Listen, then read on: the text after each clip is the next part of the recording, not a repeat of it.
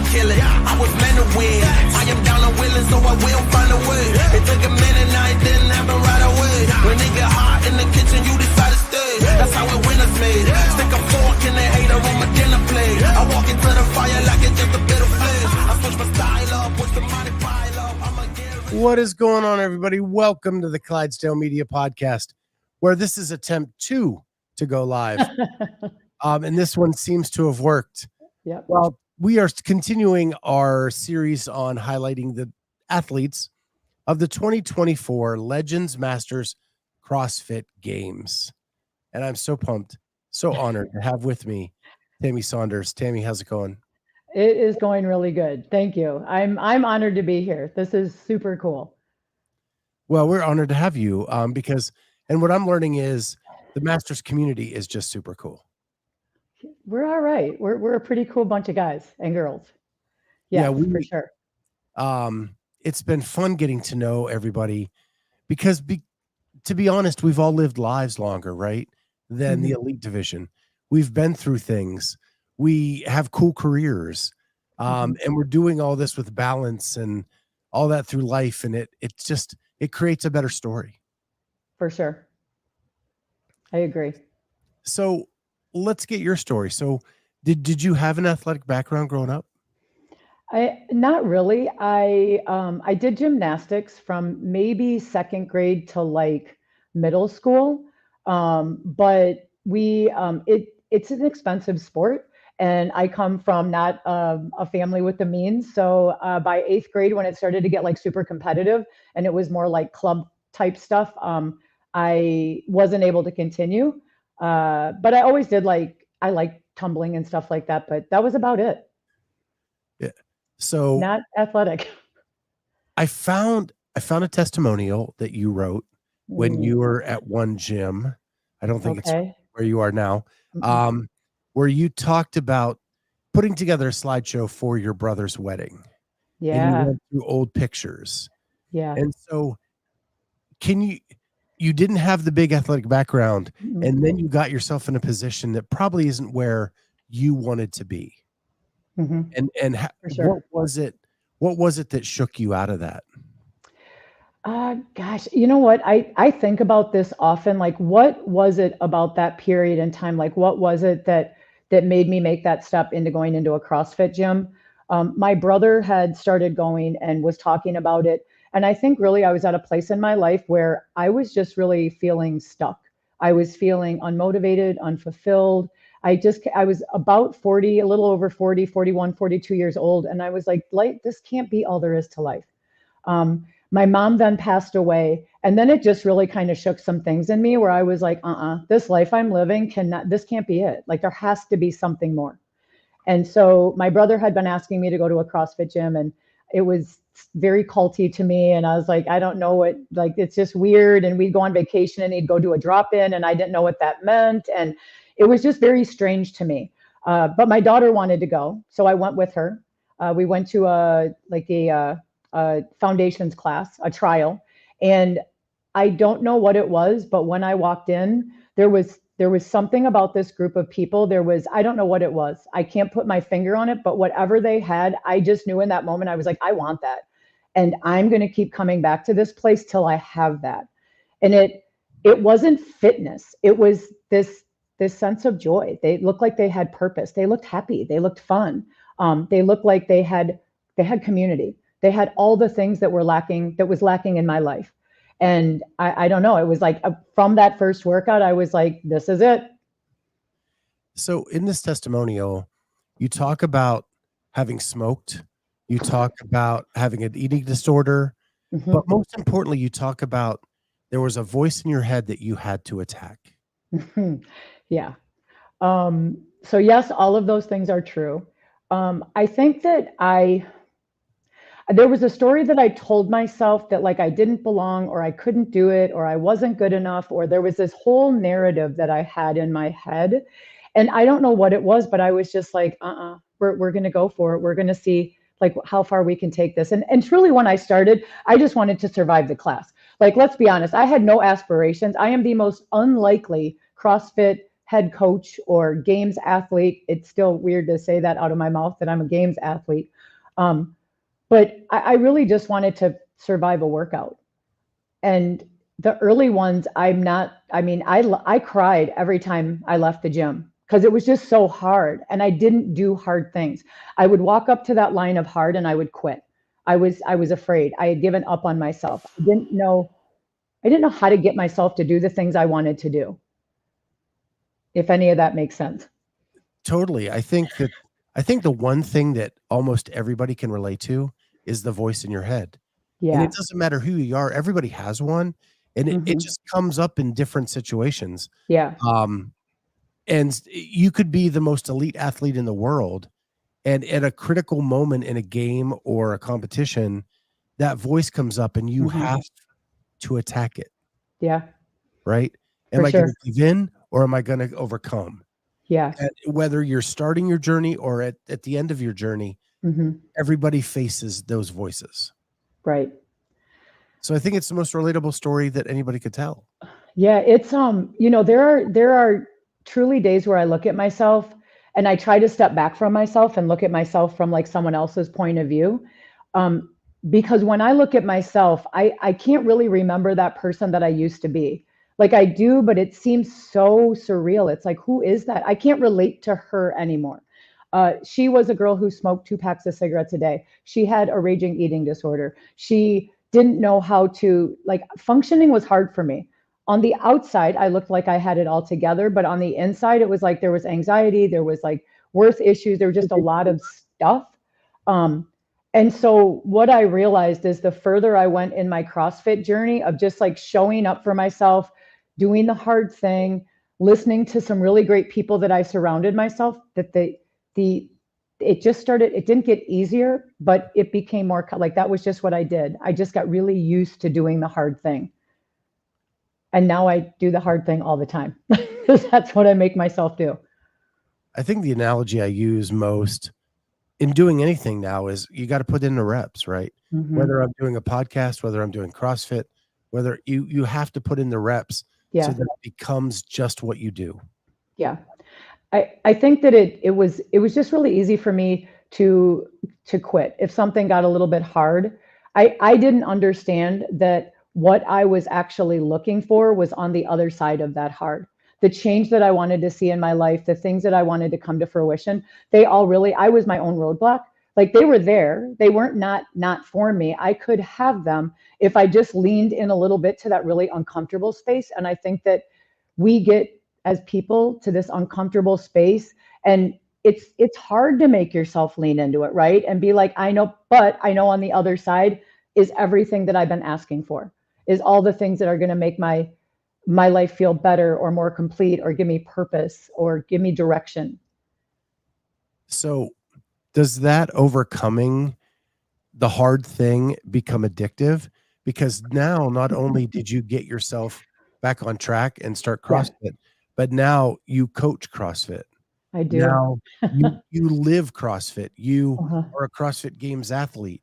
Is it just leading into more and more hard things because it's what you do now? I think so. I tell my members here. So I work, this is kind of a sideway. I don't know if this is a good time to talk about it, but I work in a gym it's a CrossFit affiliate and we serve only people who are in recovery. So to be here, you can have a free membership, but you have to identify as someone with a substance use disorder and you have to have 48 hours of sobriety. And then it's a free CrossFit class. I think that having to do the hard thing and lead people, like I have to kind of lead from the front, right? Like they're not going to believe me and they're not going to do what I say is good for them if I'm leading this crazy lifestyle. So I think that it has kind of become my life. I don't think that it gets easier, but I think that I know that that's where the work is, right? Like I have to do that if I want something. So it does kind of just become how I do life now. Like I don't know that I even think about it. I think I get up and I just do hard stuff because I don't know what else to do. Did you suffer with addiction? Yeah, so everybody, all of our coaches in our gym are in recovery. So some of them identify as alcoholics or addicts. Some of them choose not to use those words. They carry a really big stigma. Some simply say, yes, I identify as someone with a substance use disorder. So for myself, I wasn't an everyday drinker, but I would drink to excess. So anytime I drank, like I thought about this a lot, anytime I've ever drank, it's always been to like blackout. It's always been to like some really bad, not good decision. I come from a family of addiction and alcoholism. And so while it's very normal to me, I'm realizing it's not really normal to everybody else. So things that I just were like, that's just how my family is. I didn't know that everybody didn't live like that. So all of our coaches are in recovery, and we actually develop them from within. They have to be members for 3 to 6 months, and then they show promise, and then we work with them and we help them find a job, and they work for us or they work in another place. But yeah. Midlife CrossFit journey. Killing it, coach. That's one of my athletes. Hi, Ed. It's so wild, like how small this CrossFit community is, but yet it's big, right? Yeah. I talked to Carlene Matthews like 2 weeks ago. She runs a recovery program out of her gym. Oh, really? And then here in Ohio, we have Dale. Yeah, Dale Kings. King, who's running a recovery program, right? Mm-hmm. And do you ever like reach out to other programs and share ideas? Yeah, so I actually, I live in Phoenix, and Dale last year was in Scottsdale, or I don't know if he comes here often, but he was here. There's a woman who was on our staff. She is a professor in social work, and she actually helped write the grants that got our gym our initial funding. And she was in conversations with Dale, seeing about like researchy kind of data-y stuff. And she's like, hey, I'm going to this breakfast with Dale King. You have to come with me. And I was like, okay. So I got to sit down with him, which was really cool, and just talk about the program he runs, the program we run, like what works, what doesn't work, what have they found. It's super weird. I was in Hawaii at the Mana Games that the NorCal Classic put on this year. And 3 of the women who podiumed in a couple of different age groups, we were chatting, and we were like, hey, I'm sober. And I don't even know how the conversation came up. It wasn't like, hi, I'm Tammi, I'm sober. But in our conversations, we had realized that we all are sober, and we like live a sober lifestyle, which it was just crazy. Like, it's a huge community, but it's a really small community. So yeah, I think that for our members here, and I think for myself, like learning that I'm not alone, and learning that there's more to me than like whatever labels I put on myself, or that like, oh, my people they're amazing. Daniel Roberts says, that's our head coach, T. Tambone. That's what he calls me. I have many, many nicknames. But yeah, I think that sense of community, I think that's what makes like programs like 12-step programs or AA or Alcoholics Anonymous or NA, Narcotics Anonymous work, is that feeling of I'm not alone. And so I think it's very similar to the CrossFit community. We're going through all this hard stuff together. Like, right, I've been there, I've done it. When I first started CrossFit, in fact, one of the girls had smoked, and I walked into the gym one day and she was doing the burpees, and I'm like, why are you doing extra burpees? Who does that? And she was doing a burpee for every day she hadn't smoked for a year. So she did 365 burpees. And I was like, wow, because I still smoked when I started CrossFit. And I was like, wow, if I could quit smoking, I'm going to do that. And so now here, 12 years later, this year I dedicated the whole year. I'm on day, I think 326 of doing 100 burpees every day, just to celebrate what my body can do now, and then not forget where I came from. That's amazing. And I'm a little off, like just a little off. But so how many classes do you run a day? So we have 5 classes in the morning, or 3 classes in the morning that are just regular CrossFit classes. We have 2 in the afternoon. So we run 5 CrossFit classes a day. And then in the middle of the day, we have billable classes. So a sober living house or a residential treatment facility or some organization will bring their folks here, and we're actually part of their treatment plan. So we are on somebody's treatment plan. because we are in recovery, we're also we're peer support specialists, so we can actually bill for those classes under a behavioral health code. So CrossFit is being prescribed. It's like part of someone's treatment plan. They come here. Actually, we're doing peer support. CrossFit is the vehicle we're using to do peer support. So yeah, so we run 2 of those a day, and then we run like sandwich the or bookend the regular CrossFit classes. Very, very cool. It's crazy. I could not believe when I came here. I worked long before I came here, when I first started CrossFit in my old gym back in Iowa. I remember I'd been there for a long time. So they knew my story. They knew I had a journey. I lost weight. I quit smoking, all of these things. So they would just start asking me for like, how do I do this? And how do I get better at that? My head coach and I decided like, let's get your L1 and like, let's see what we can do. So I did. I started coaching there. When I started coaching, I worked for the school district. I was actually a life coach with at-risk kids because I get at-risk kids because I was one. So it was like one of the best jobs I ever had. I got to sit around all day and talk to kids about life and like, how do you life and how do you make better life choices? And then I coached part-time. So come here, had a friend who lived in Arizona. I wanted to change. I had never done any competitive CrossFit except for the open until I moved to Arizona 4 years ago. I'd never done nothing. I didn't even know any of this stuff existed. Like my goal was to get to the online qualifiers. That was like my big life goal. So which is insane. What flipped that switch? You know what? I got here and so I left Iowa. I have 2 grown kids. They were both doing really well. They were in their late 20s. One lived in Colorado. The other one was living in Florida. And I have siblings there, but I was like, I don't really have anything tying me here. And I've never been anywhere outside of the safety of Iowa. So anyway, I came here. I was working at a gym and someone said, have you ever heard of this Legends thing? Because it had been in Arizona the year before I moved here. And I was like, no, I don't do any of that. And they're like, I think you should really try out for it. You're really good. I think you could make it. And on a whim, I did, and I qualified.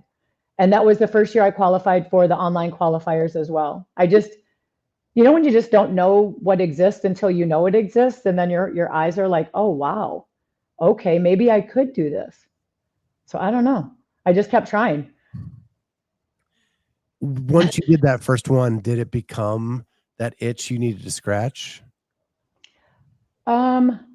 Yes, but I probably wouldn't have admitted it out loud. I don't know. I felt like when I showed up there, what's really weird is the other day you had someone on I think a gentleman yesterday I was listening to, and you were talking about how when you go to these competitions, you really become friends with these people. You spend like 4 days with them. You develop these friendships. I never thought that I would develop friendships, but I still am very close. The women in my age group, we have a group chat going on Instagram. We communicate with one another. And I showed up there thinking, I don't belong here. Like that imposter syndrome, like they've made a grave mistake and I am not going to do well this weekend and it's going to end really badly. And it was a lot of learning. And I actually had a heat win, which was so surreal because there's Annie and Bill and Sean and they're commentating about me. And I watched it back afterwards and they're like idols of mine, right? They're people that I grew, like come up in CrossFit watching and then they're commentating and they're saying my name. And that was super cool. You mean this guy? Yes. Bill Grundler, I had to come cheer on my badass. So fast forward, he's now my coach, which is, I don't know if anyone else wakes up and is like, how in the heck did I get here? Like, how do I get to live this life? It's pretty freaking cool. So he was an idol of mine. What's that? Can I tell you my quick and dirty Bill Grundler story of meeting him? Oh, please. Yes. I want to hear it. So I was a volunteer at the 2014 regionals in Cincinnati. Okay. And it was the first time I'd ever volunteered for a CrossFit competition. So I had no clue what I was doing. And I didn't really know, I hadn't dove deep into who all the players were, right? Right. So I'm just standing in line with this guy that looks like Wolverine having a chat. I love it. getting my rice and beans and chicken to go sit down and eat, Yeah. and having the greatest conversation ever. And then someone goes, "You know who that is?" And I was like, I really don't. And they're like, "Oh, that's Bill Grundler. He's calling this whole thing." It's And I was so like, cool. "No way." And then Bill just became one of my favorite people ever in the space. I love that. He was so down to earth. I didn't even know he had anything to do with what was going on. I I love just it. was another volunteer. I love it. That is so cool. Yeah, I have been working with Bill for the last 2 years. Like I said, when I moved to Arizona, I did before that, I did classes in my gym. I would always stay and do extra stuff because really my mind gets really loud and it's just really good, cheap mental health therapy for me. But so I'd always do extra stuff, but I never had like one-on-one programming. I didn't like, I never thought it was for me. Like I thought that that was this different set of people, but not, I didn't have that. I didn't think I had that skill set. Like I wasn't on that level where I would hire a coach. It just didn't dawn on me that I would. I moved to Arizona. I started working at this gym, and my boss here, he's an athlete. He's a master's athlete. He's a very good athlete. And we started doing some workouts together. And he was like, "You're going to the effing games." And this was 3 years ago. And I was like, what? I thought he was just giving me like, pep talk, was like, "Oh, you're going to the games." Every single day he saw me when I came in the door to work, he said, "You're going to the games." And I'm going to the games. It's crazy. But he was like, "You should get a coach. You really should get someone to like give you some guidance." I had a guy I was working with for a year. It was great. I learned a lot. I wanted a little something different. And I just randomly reached out to Bill and I was like, "Hey, I don't know if you're taking any clients, but I'm interested in seeing if you would do some one-on-one stuff with me." And I had seen him at Masters Fit, or no, at the NorCal Classic. He was calling that one. So I had like saw him a little bit. And we were like Instagram friends or whatever, because I probably Instagram stalked him because I'm just a weirdo. And like, so I see people that I think are interesting and cool. And I'm like, I must find out more about them. So anyway, but now he's my coach and he's the keeper of all this crazy. So what kind of improvements have you seen since hooking up with Bill? Before I started working with him, I asked one of his former athletes about working with him, and he's like, "You're going to get effing strong. Like you're going to get strong." And I've gotten a lot stronger. I think a lot of my changes have really been in my ability to push myself harder than I have, because he would just give me these like crazy, ridiculous workouts. And I would be like, he either thinks I'm a real BA or I can actually do this, or he's crazy and he's trying to kill me. And I was never sure which one of those things were true. But I just, in my head, I'm like, okay, if he put it on there, I must be able to do it. And some days he would even like put the wrong weight or put a weight like that would like, he would like kind of like mess something up and I would try it. One day I did this whole workout with a vest on. It was supposed to be a mile run, like 75 wall ball, or no, 100 wall balls, 100 push-ups, and 100 something else. Only the run was supposed to be with a vest on. But I did the whole thing with a vest on. And I was like, why would you have me do 20-pound wall balls with a 14-pound vest on? What is wrong with you, sir? And he's like, "Oh, shoot, you weren't supposed to use the vest for that, but you did it." I was like, "I did." He goes, "All right, guess we know you can do it." So yeah, I think a lot of it is my mental game. He's really good at making sure that I know that I can do the things that I need to do. And he's helped me work the things that I have not historically been good at, and maybe not become the best at them, but where I can be like, all right, this is not going to take me out of anything. Like, you can do this. You have to like just keep grinding through it. So you mentioned early on in your story that like your brother was going to CrossFit, your daughter was going to CrossFit. Mm-hmm. Do they still CrossFit? Yeah. So my brother is an L1. His wife is an L2 and a CrossFit Kids coach. My daughter is going to a CrossFit gym in Colorado, and she is shadowing to do her L1. My niece goes to CrossFit. I haven't gotten my son to come yet. He just kind of pats me on the head and is like, "Oh, there, old woman. You're so cute." So his girlfriend has done CrossFit, and she's like, "Your mom's a really fit person, right?" And he's like, "Sure, she is." He still sees me as like his mom, not like as this fit person, but yeah. Are you going to be able to bring anybody to Birmingham? Yeah, so my sister and brother are coming, and my daughter is coming. And then I have these amazing, crazy friends from Phoenix. Some of them have done Legends, and a couple of them have volunteered with Joe and Bob before. So I have about 6 or 7 people who are coming with like this little posse. And I was like, God, that's a lot of people. Like I'm not asking, that's expensive. I'm not asking anyone to come, but they just show up for me. That's pretty awesome. cool. Yeah, I'm living in gratitude for sure. What are your expectations? I knew you were going to ask this because I listened to all the other ones and you asked everybody. And so if a couple of different things. My goal this year, and I had said to Bill at the end of last year, this before like the structural changes, my goal was to make it to semis because I had never done it. I had gone to.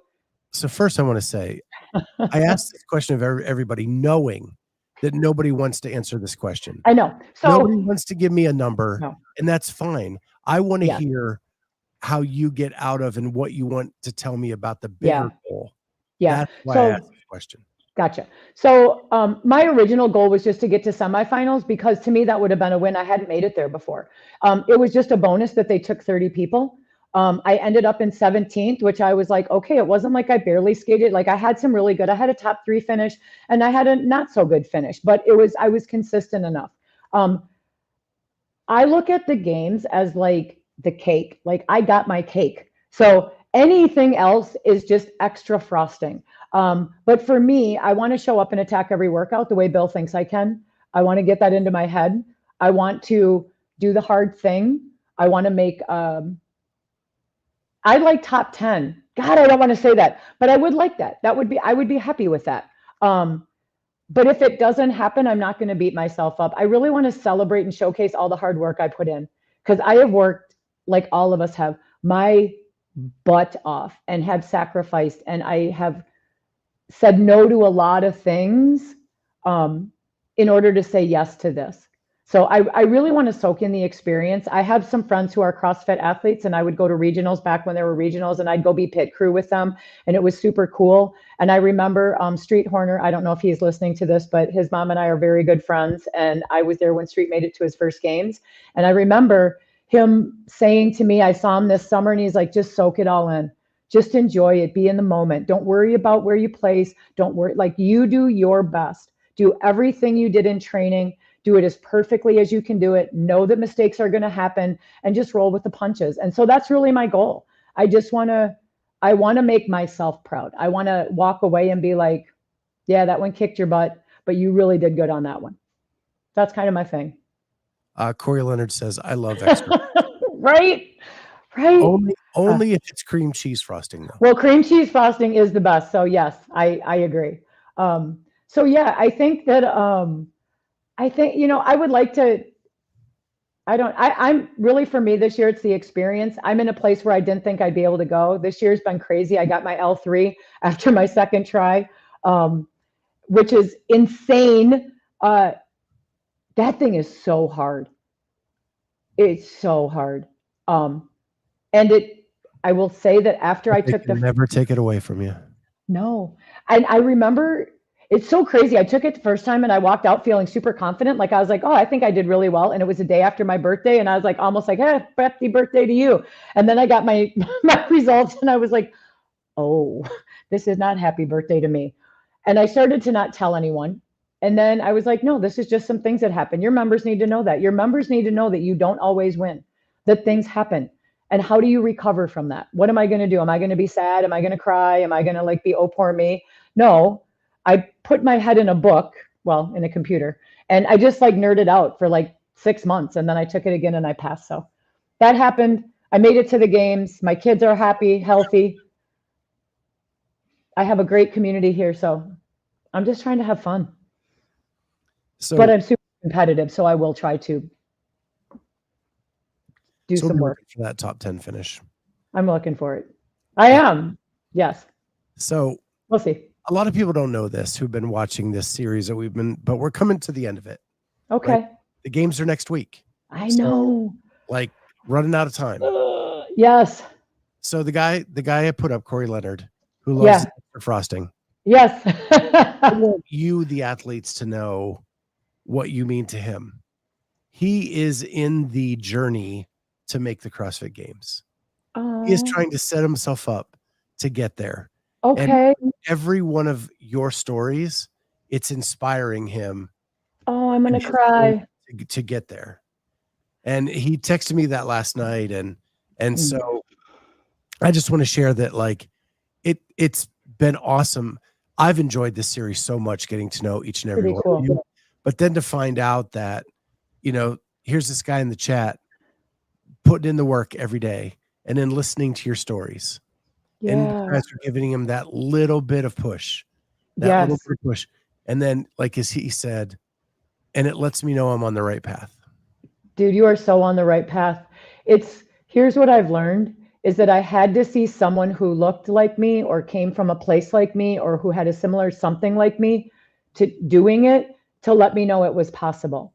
And so I swear, not a lot. I mean, I had a slight gymnastics background, so like handstand stuff. I love that. That's like my jam. But for real, I lived a really, really not healthy lifestyle.